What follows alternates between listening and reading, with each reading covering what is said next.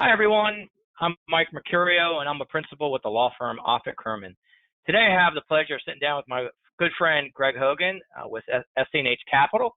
You know, I've been thinking about, well, as you all know, I do M&A, and with this crisis hitting, I've been thinking a lot about how this crisis intersects or maybe is impacting M&A, and in particular, how to get deals closed in a down market. So thank you for joining me today, Greg.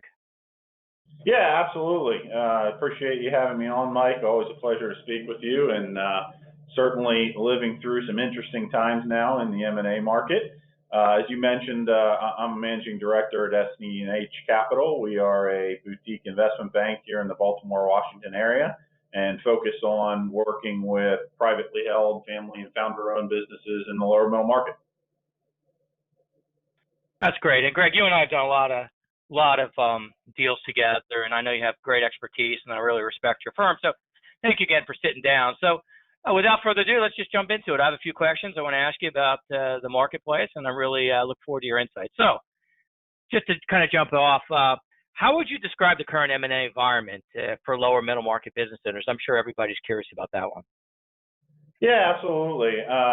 Certainly a question we've been talking a lot about recently. I think I would best describe the current market conditions as a bit spotty, right? I mean, we certainly have a substantial portion of either buyers or sellers in lower middle market transactions that are putting deals on hold in the current situation.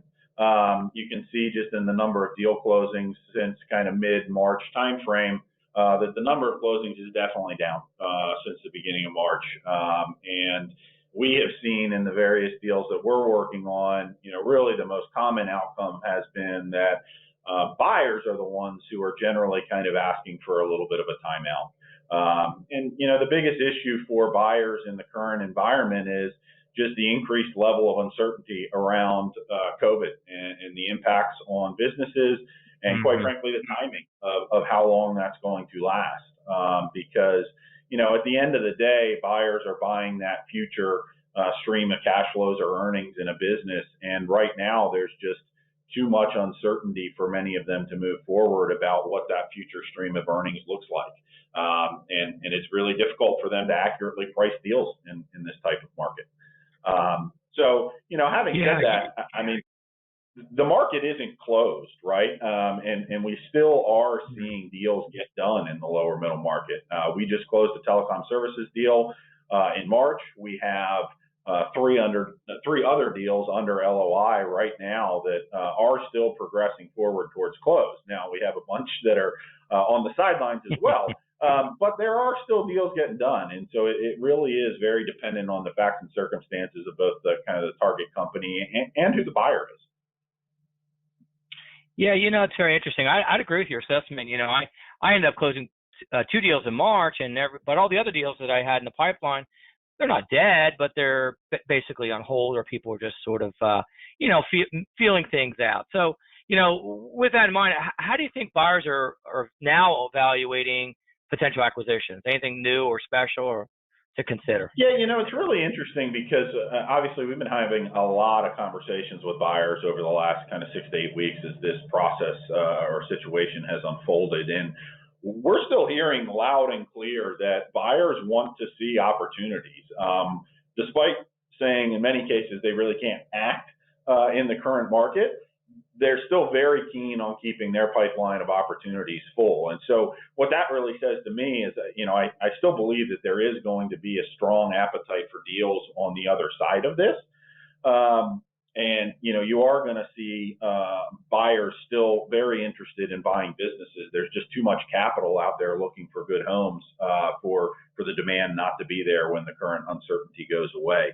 For deals that are moving forward, we're seeing buyers, in addition to kind of their standard diligence that they're going to do in any transaction, we are seeing buyers spending more time kind of understanding with our clients how they're being impacted by the current situation. What's the very short-term outlook in terms of cash flow and earnings and revenue and customer relationships.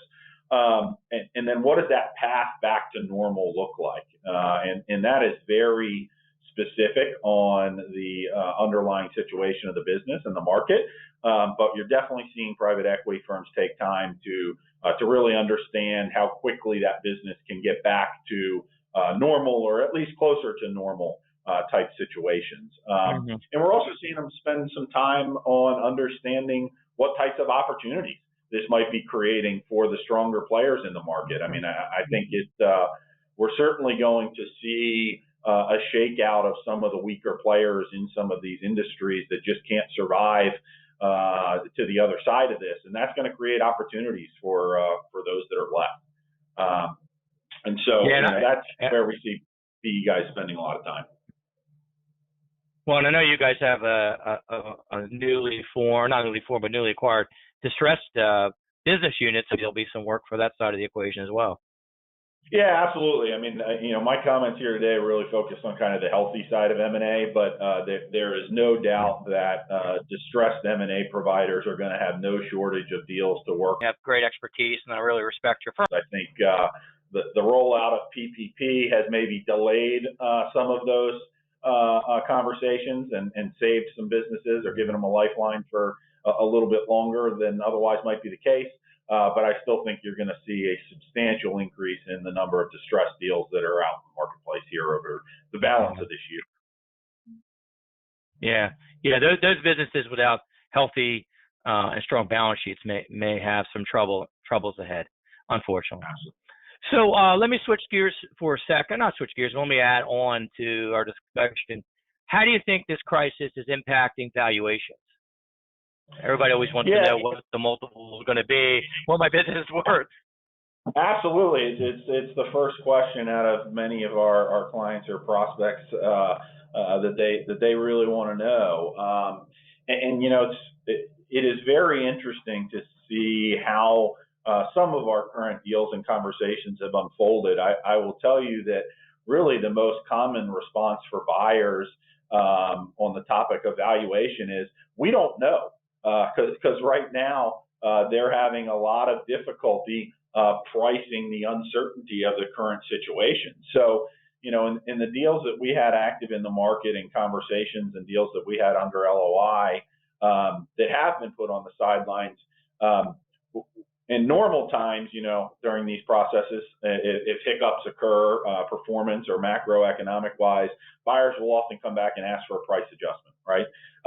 We're not really hearing that in this market. We're just hearing, we don't know what the valuation is, so we need to put this thing on the sideline for a little while. So that's really been the most common conversation, is just difficulty around pricing for buyers. So, but again, it is very specific to the facts and circumstances of the underlying business. So we have several deals right now that are moving forward with no impact to valuation, because the companies really haven't been impacted by the current situation.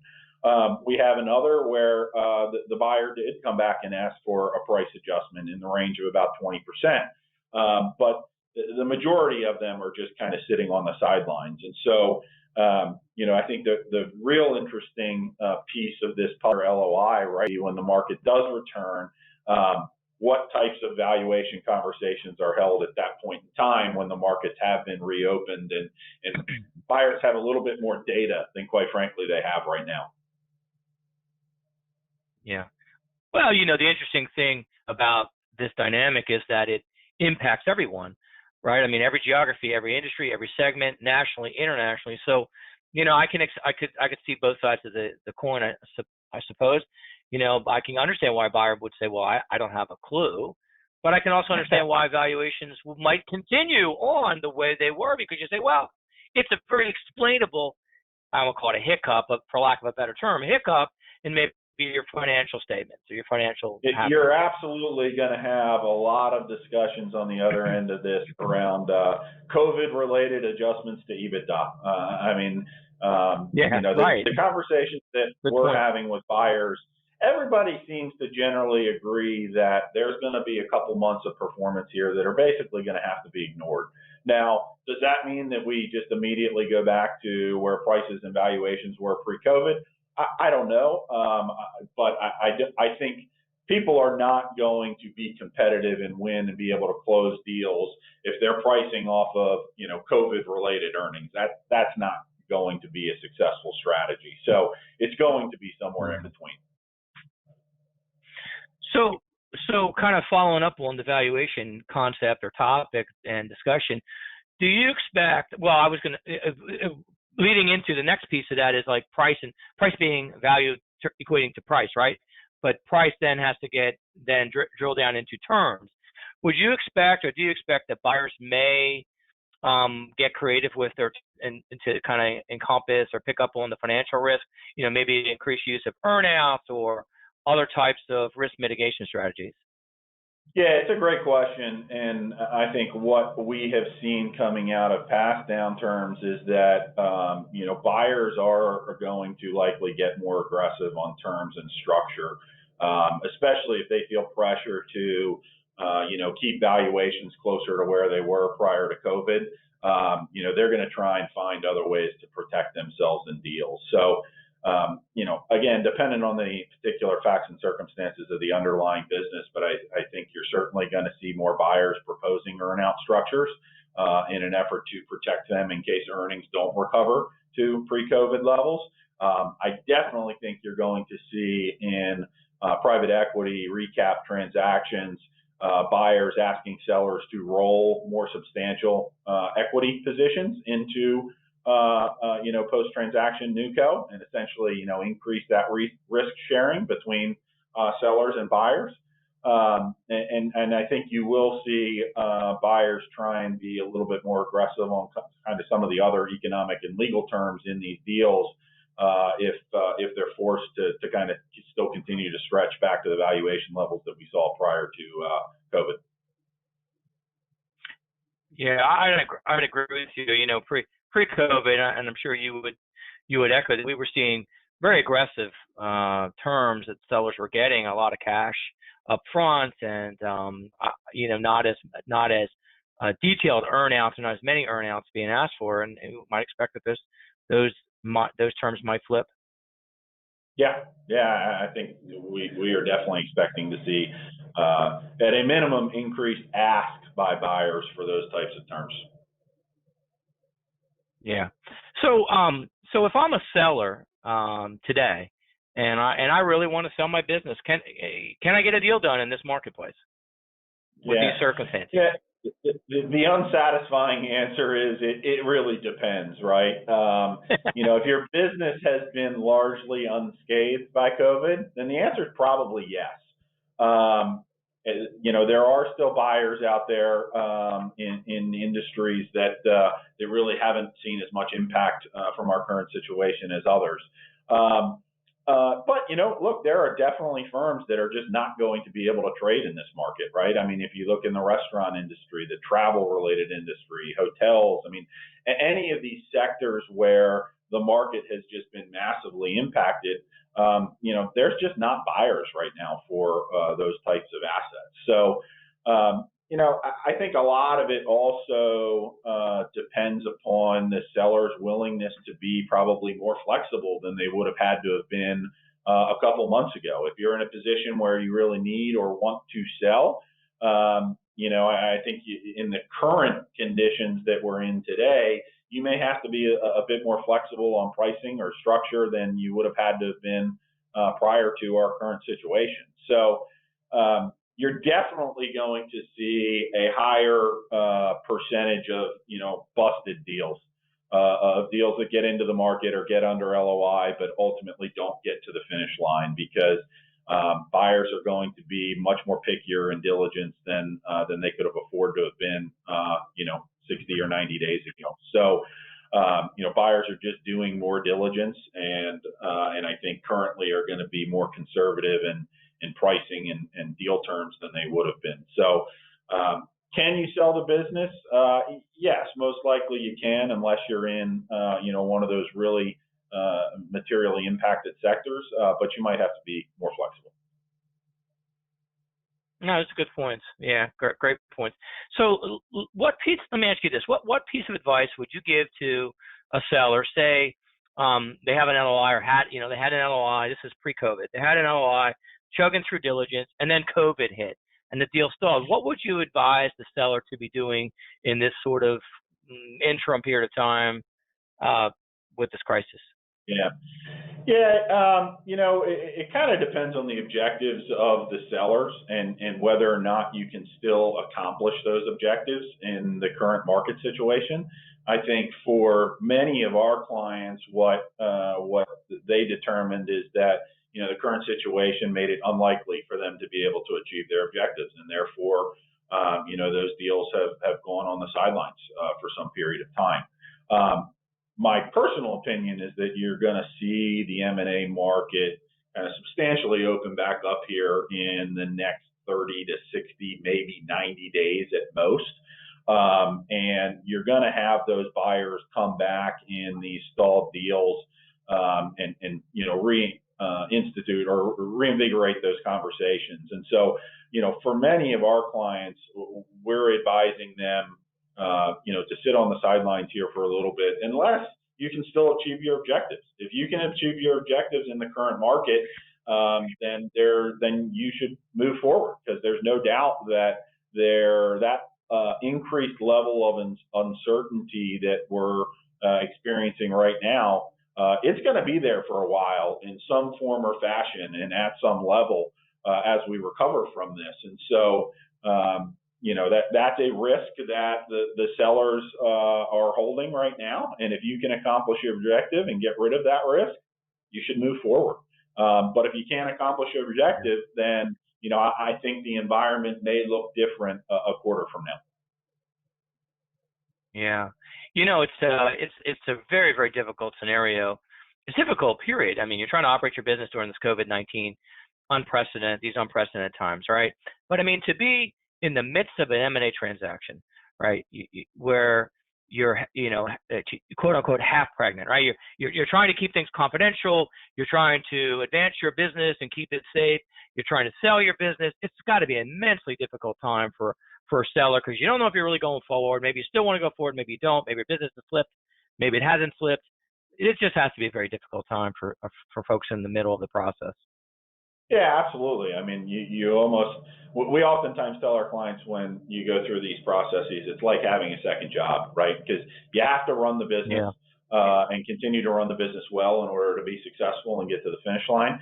But there are a whole host of things that you have to do in connection with an M&A transaction from a diligence perspective. It's like having a second job.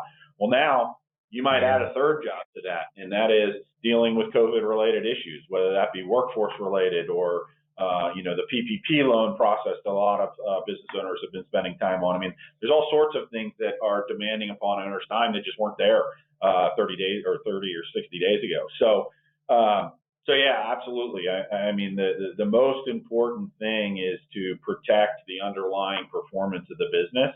And if there's just too much on the owner's plate as it relates to both the process and COVID and the underlying business, and you have to put something on the sidelines, it should be the process. Yeah, that makes a lot of sense. So what have you seen? Have you seen any impact on access to capital, right? Capital being the lifeblood of our business owners. What have you seen, or what do you anticipate seeing in terms of access to capital? Well, look, notwithstanding the capital that's coming from the various government packages, the CARES Act and PPP and things of that nature, outside of those types of programs, I mean, short-term access to both equity and debt capital is going to be much more limited than it had been going into this. And I think you're only really going to see the higher quality deals that are going to get the attention of the buyers or get the attention of the lenders. And the lower quality deals are just going to kind of fall by the wayside and not get a lot of attention. So, I do think you're going to see those equity capital markets return pretty quickly. Well, once the economy opens back up, because there's just a tremendous amount of capital, especially in the lower middle market, that's looking for good deals. So I think that'll return pretty quickly. I think the debt capital market side is probably going to be a bit slower of a climb back out of this. The banks are really going to have their hands full dealing with their existing loan portfolio and folks that are going to be struggling on the balance sheet side of the equation coming out of this. And I think that's probably going to impact their appetite for really new loans. That's not to say that buyers or companies aren't going to have access to credit, but I do think you're going to see that at a lower leverage ratio than we were at prior to the COVID crisis, and I suspect that it'll be that way for a little bit of time. Yeah, and and that all has cascading effects, right? As you know, so it's going to impact valuations, and it'll roll into terms and what buyers can offer to potential sellers. So great answer, great thoughts. So with this crisis, what types of companies do you think are going to be best positioned to have successful exits in this marketplace? Yeah, the deals that we have that are continuing forward and what we're hearing from buyers now in terms of the types of deals that they can still move forward on are businesses that have a really high level of visibility into future revenue and earnings streams, right? Because that's what the real source of uncertainty is in deals today. It's not what the historical EBITDA performance of the business was. It's what is this company going to be able to do over the next 3-6 months, and then longer term, the next 3 to 5 years, and how impacted is it going to be by the current situation and changes, quite frankly, that we're going to see in the market as a result of our current situation. And so companies that have, recurring revenue business models, businesses that have long-term contracts, regulatory-driven demand type businesses, companies where buyers can get really comfortable with what that future revenue stream looks like, those are going to be premium assets in this type of market. Companies that are much more project-based revenue businesses where they've got, short-term based project or it's a purchase order-based business, those are the types of companies that I think are going to be most impacted in terms of valuations, because there's just not that same level of visibility there. And I do think you're seeing, companies and customers of those types of businesses delay and or cancel projects and adjust order levels and things of that nature that you can do much more quickly in kind of a project or a PO-based business than you can do in a contract-based business. So, I think that's where you're going to see more impact. Yeah, no, I agree. And if we had a crystal ball, we might be able to predict what industries or segments might be hot, other than video conferencing, right? If I had a video conferencing business or something of that like, so it's a time for innovation, I suppose now. But those are all really great points. No doubt. About, in terms of, industry segments, as you mentioned, video conferences, but really anything that kind of supports virtual labor forces is going to be in demand. Infectious disease control related companies, pharma, biotech. We've seen a lot of interest in autonomous cleaning type robotics companies. Those are the types of things that, from a pure industry standpoint, are going to be big beneficiaries of the current situation. No, that's a great point. And I got to think that if you're heavily laden with real estate, for example, that could be a real negative, because, I know, like, for example, in my firm, we went virtual. Not that we're not going to have real estate, of course not real estate, but I think people are going to start reevaluating their use of real estate and space. Yeah, absolutely. I think a lot of the REIT-related businesses in the office space are going to be struggling here, both in the short term, just from a cash flow perspective, but much longer term from a demand perspective. So, we talk about normal and the new normal. Do you think the M&A marketplace will get back to what we would, as M&A folks, consider normal? And when do you think? I know that's probably a very hard question, but what are your thoughts? Yeah, well, we're squarely into the forecasting portion of the discussion here, right? But I gotta say, our conversations with buyers over the last 6 to 8 weeks have given us a lot of confidence that the market is going to bounce back once we're over on the other side of this. Are we going to go all the way back to pre-COVID levels on valuations and deal terms that were really, really favorable to sellers? I don't know. It's certainly not going to happen overnight. But I do think that it will still be a favorable market for sellers when we're on the other side of this in comparison to kind of historical average levels, because there's just too much capital out there, especially sitting in private equity funds waiting to be spent on businesses, and the demand is going to be there. So it's not going to be instantaneous by any stretch, and the longer this continues, I think maybe the slower that ultimate recovery will be. But there's going to be a substantial bounce back here in the second half of the year, in my opinion, because the buyers are there, and there's still going to be winners in terms of strong companies coming out of this that are going to be able to achieve premium valuations out in the market. So, I think a quarter or two after we get on the other side of this, I suspect we're going to be back closer to where we were.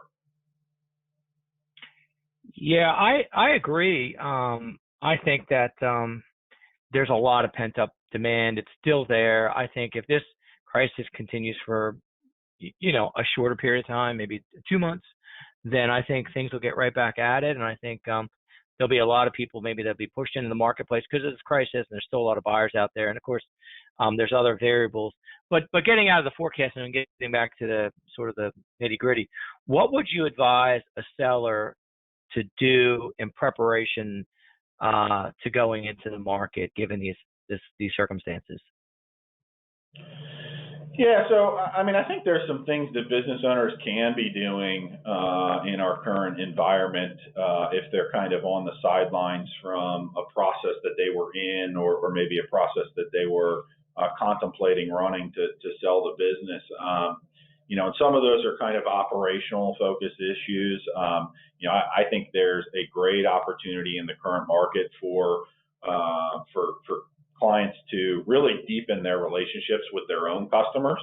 There's going to be an opportunity to really show that you value your customer base in this current environment, and I think owners would be smart to take advantage of that. I also think there's going to be a tremendous number of new opportunities for customers to get new customer relationships, either through other competitors that maybe drop the ball on some of those customer relationships in tough times, or just from smaller competition that doesn't make it through the current situation. So, I think now is really the time for owners to focus on their revenue base, both existing and new opportunities.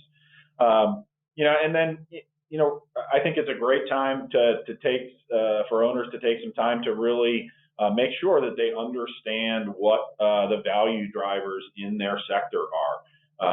Spend some time with your advisors and really understanding what are buyers looking for and what can I do here over the short to medium term in order to make my business more attractive when we get on the other side of this. And in order to do those things, you need to understand really what buyers are valuing in the current environment. So, I think that is time well spent if you're trying to position yourself for a sale.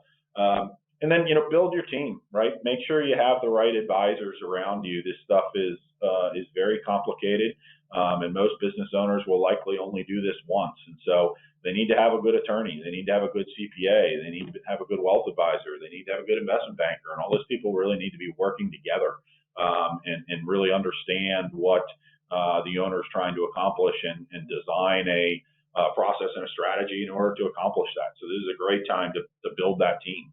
And prepare yourself for the other side of our current situation. Yeah, I couldn't agree more on the obvious, but that is get good advisors, especially investment bankers like yourself. Investment bankers are critical to a transaction, and any deal that doesn't have a good investment banker like you, Greg, struggles. And I've seen that firsthand a few times. But listen, you like the forecasting so much, I'm gonna go back to the forecasting. So if COVID-19 wasn't bad enough, right? We have COVID-19 of this crisis, what's going to happen?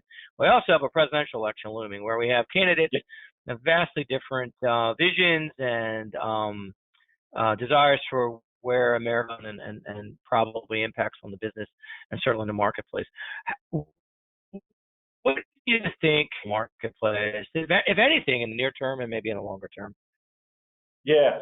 So, I just personally have been kind of fascinated to see how the presidential election really has completely dropped off the radar screen in the wake of all the COVID-related news. I mean, for a good 45 days there, we really didn't hear anything on the news other than the status of the Democratic primary election, and now it's nowhere to be seen. So it really is interesting.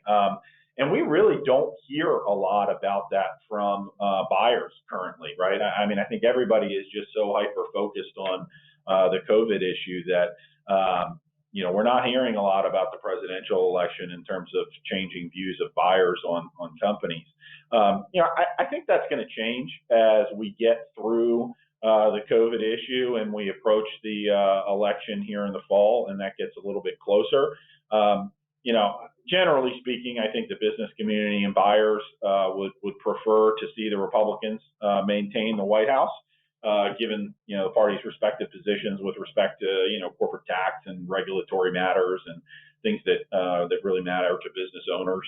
But having said that, I'd also keep an eye on the Senate races, right? I mean, I think the M&A markets probably wouldn't be too terribly impacted by a Biden victory as long as the Republicans maintain control of the Senate. But if you have a Biden victory and Democrats gain control of the Senate to go along with the House, I think you could see buyers take their foot off the gas a little bit. Yeah, it's interesting. I had seen a study, I can't recall where, but in essence, it said that the presidential election, while it's on all of our mind, hasn't had a significant impact on the M&A marketplace if you look throughout history. In other words, it didn't shut down the M&A marketplace. It just basically changed the types of deals we did. So, for example, when President Obama was elected, we didn't change the deals we did. We just changed the type of deals. So we started doing more healthcare-related deals and health IT in the government space deals. So maybe this will be the case here, regardless of who gets elected or reelected. Yeah, absolutely. I mean, there are going to be at the company level winners and losers from that outcome, but generally speaking, in terms of volume of M&A, I would agree with you. I think going to be some different sectors, but overall activity, I don't think would be too impacted depending on just the presidential election. So, Greg, some really great insight you've been giving us, and I don't want to take all your time all day long today. So, in closing, what one piece of best advice would you give to a seller if he or she wants to get into this marketplace? What can they do? Yeah, I think the best advice that I can give is just to be as prepared as possible, right?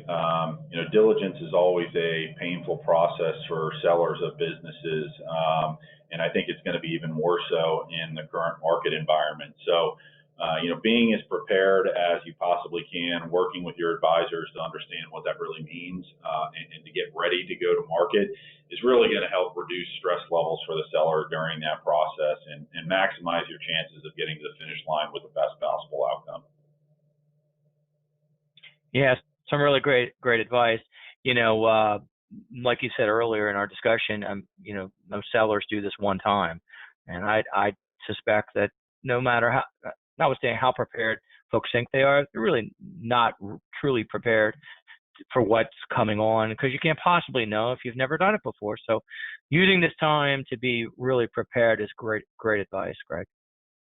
Absolutely. Well, really appreciate you having me on here today. Yeah, thank you very much for your time. Some great insights, some great nuggets of information. I'm sure that buyers and sellers and all those who might listen will value what you have to say. So thank you again for your time. Speak to you soon. Absolutely.